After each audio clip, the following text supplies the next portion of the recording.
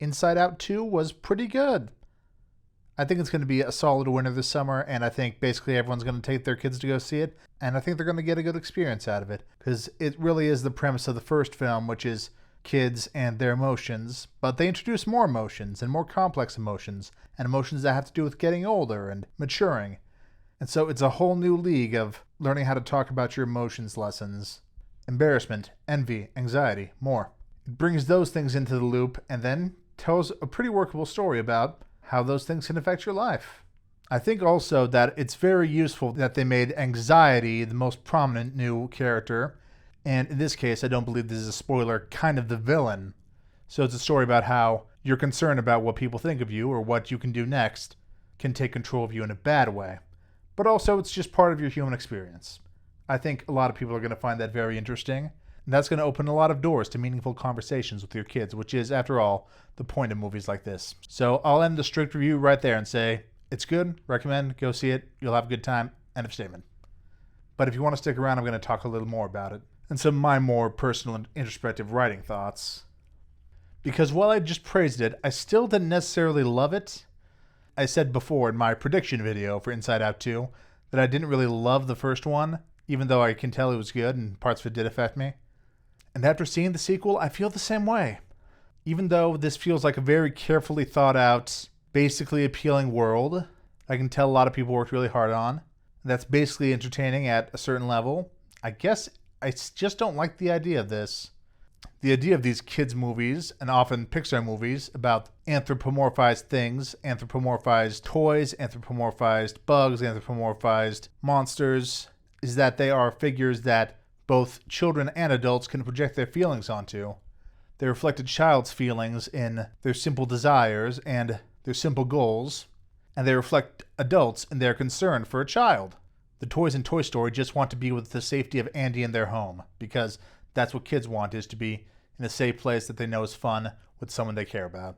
But the toys also reflect adults and parents because they worry about the concern of Andy, and they worry that he's in a healthy environment, and they worry about how he's feeling and what his emotional state is.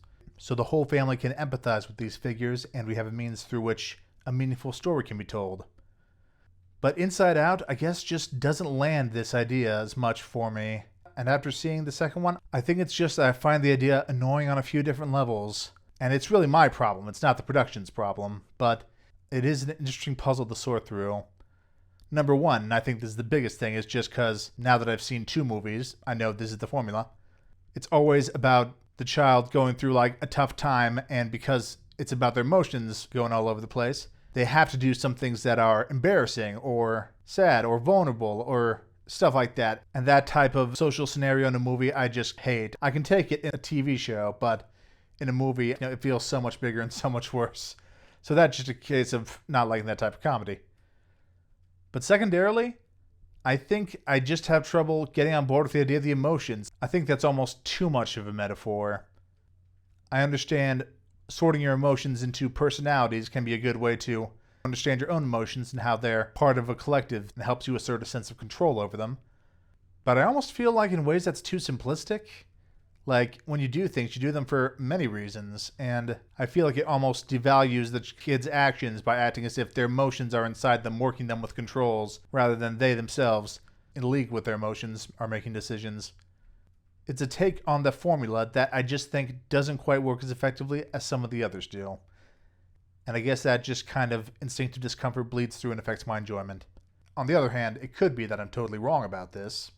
This is made by, professionals who are very good at their jobs. It's entirely possible that they just looked up emotional development psychology, and maybe everything they're saying and everything they're doing is actually totally in line with contemporary understanding of how to talk to kids about emotions. Maybe they understand it much better than I. Maybe this is the gateway to a new level of emotional literacy in our new generation. But just speaking on it from the story angle, those are some things that kind of annoyed me. And in general, just affects my enjoyment of this experience.